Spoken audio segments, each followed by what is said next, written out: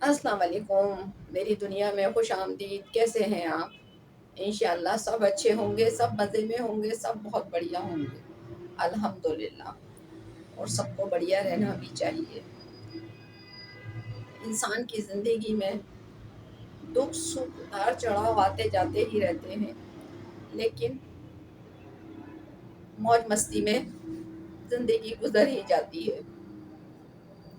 آج اچھا وقت ہے، کل برا وقت ہے، آج دکھ ہے، کل سکھ ہے، یہ سب کے ساتھ لگا رہتا ہے۔ تو آج کچھ دل کی باتیں ہوں گی انشاءاللہ۔ دل کی باتوں میں سب سے پہلے تو یہ بات ہوگی کہ یہاں سے ایسا لگ رہا ہے 15-20 دن سے کسی نے پکڑ لیا ہے، یہاں یہ اس جگہ سے۔ اچھا اب تو دکھ بھی اتنے ہیں کہ اب تو بتانے میں بھی اچھا نہیں لگتا، مزہ ہی نہیں آتا ہے۔ کتنا بتائیں لوگوں کو، ڈاکٹر کو بھی کہاں کہاں جا کے دکھائیں، کس کس کو بتائیں کہ ہمارے ساتھ کیا کیا ہو رہا ہے۔ پھر ایج فیکٹر بھی ہوتا ہے، بڑے مسئلے مسائل ہوتے ہیں، اور ہمیں تو بہت سارے دکھ بھی ہیں، تو اب سہنے کی بھی عادت ہو گئی ہے، لیکن کبھی کبھی سہا بھی نہیں جاتا ہے۔ جیسے یہ چیز بہت تکلیف دیتی ہے، کیونکہ یہ آپ کی آنکھیں ہیں، یہ آپ کا سر ہے، اور یہیں سے سارا سسٹم چل رہا ہے، یہیں سے سارا سسٹم چل رہا ہے۔ آپ دیکھ بھی رہے ہیں، آپ سن بھی رہے ہیں، آپ سمجھ بھی رہے ہیں۔ تو جب یہ سسٹم خراب ہو جائے گا تو سب کچھ خراب ہو جائے گا۔ مین سسٹم تو یہی ہے۔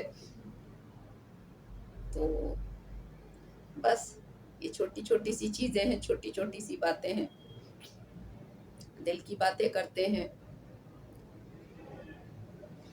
کہانیوں میں سنا تھا شیری شیرنی۔ شیری شیرنی کیا ہے؟ یہ شیری شیرنی، شیرنی ایک ماں کو کہتے ہیں، اور شیری مطلب شیرنی، اور شیری مطلب شیرنی بھی شیری ہوتی ہے اپنے بچوں کے لیے، اس کی بھی زبان سے شیر ٹپکتا ہے، وہ بھی چاٹتی ہے اپنے بچے کو۔ خیر میں نے تو اپنی زندگی میں بہت کچھ دیکھا ہے، بڑے اتار چڑھاؤ آئے ہیں، میرے ساتھ بھی بہت کچھ ہوا ہے۔ تو میں بھی وہی ماں ہوں، شیری اور شیرنی۔ میں شیری ہوں آج اپنے بچوں کے لیے، سب کچھ بھول گئی۔ وقت کا تقاضا یہی ہے، ماں سب کچھ بھول جاتی ہے۔ ماں جو ہوتی ہے نا، وہ سب کچھ بھول جاتی ہے، اس کا رول ہی ایسا ہے، اللہ پاک نے اس کو رول ایسا دیا ہے۔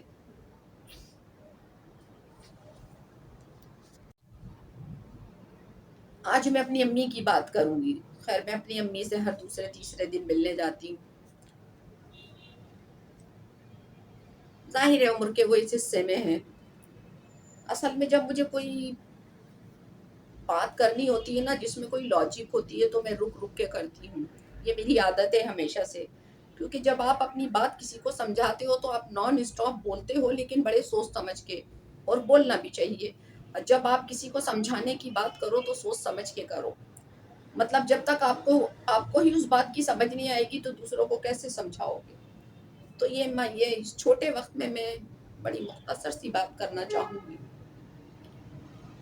کہ میری امی کے 5 نواسے تھے، ایک بیٹا میرا تھا جو اللہ کو پیارا ہو گیا، 4 نواسے بچے۔ بات کرنی ضروری بھی ہے اور نہیں بھی ہے، اہمیت دو تو کرنی ضروری ہے، کیونکہ یہاں میری امی کا معاملہ ہے، اور نہیں تو دفع کرو، جانے دو۔ تو بات ہے رشتے کی پہچان کی۔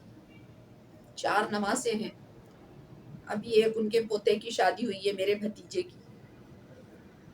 ابھی 2-3 دن پہلے ان کے ایک نواسے کی شادی ہوئی ہے، وہ بھی چھوٹا بچہ ہی ہے۔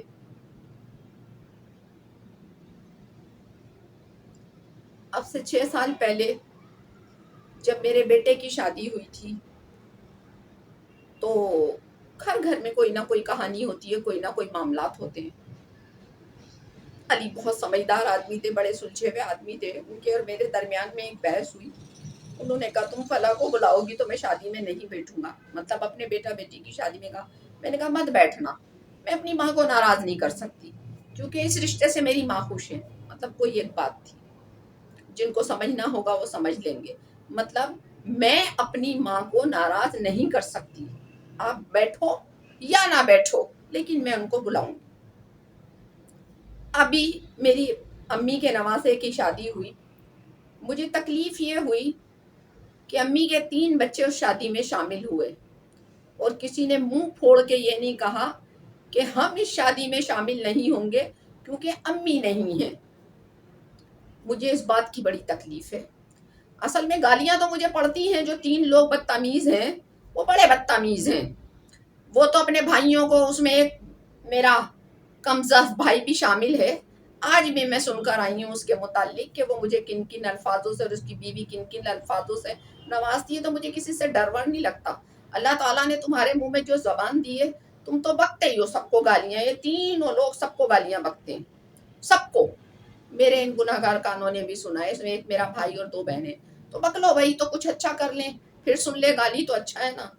تو ان تینوں کم ظرفوں نے کسی سے یہ نہیں کہا کہ بھائی امی نہیں ہے. اور میری امی کو اس چیز کی بڑی تکلیف ہے. میری امی کو اس چیز کی بڑی تکلیف ہے. ان کی تکلیف ان کے چہرے سے، ان کی زبان سے، ان کی باتوں سے نظر آ رہی ہے.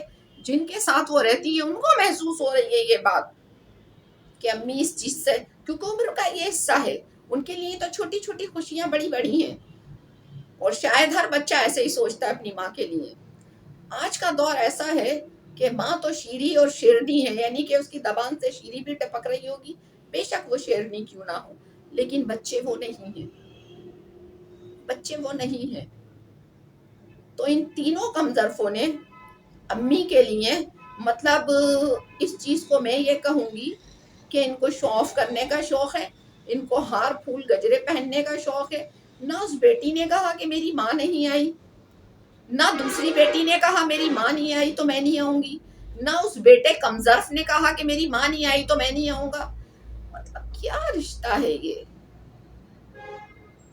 نہ تمہیں نبھانا آ رہا ہے، نہ تمہیں بنانا آ رہا ہے، نہ تمہیں دکھانا آ رہا ہے، نہ تمہیں جتانا آ رہا ہے. اور مجھے دکھ اس بات کا ہوتا ہے، آج بھی باتیں ہو رہی تھیں، مجھے دکھ اس بات کا ہوتا ہے کہ ان 2 بہنوں کے لیے، ان 2 بہنوں کے لیے میری امی ہر کسی سے الجھ جاتی ہیں. مطلب سارے رشتے ان پر قربان. افسوس مجھے صرف یہ ہے، سارے رشتے ان 2 بہنوں پر قربان. سب سے زیادہ تکلیف مجھے اس بات کی ہے. اور ان سے اتنا بھی نہیں ہو سکا کہ یہ جھوٹ موٹ، وہ کہتے ہیں نا سچی، تو ہم کہتے ہیں مچی، سچی مچی. یہ ایک جملہ ہے بچپن کا، کھیل کا. یہ جھوٹ موٹ ہی ایک دوسرے کو کہہ دیتے کہ بھئی امی نہیں آئیں گی تو میں نہیں بیٹھوں گی، امی نہیں آئیں گی تو میں نہیں آؤں گا. مطلب ان کے پاس اتنے بھی جملے نہیں ہیں. میری بیٹی رباب کی شادی تھی، مجھے نہیں پتا تھا امی کہاں ہیں. ظاہر ہے میں ذرا لوگوں سے دور دور تھی، مجھے نہیں پتا امی کہاں ہیں. میں سارا دن امی کو ڈھونڈتی پھری، سارا دن اس کو فون کروں امی میں ہمارے یہاں نہیں ہے. ماشاء اللہ کنبا خاندان بڑا ہے میرا، امی یہاں نہیں ہے امی.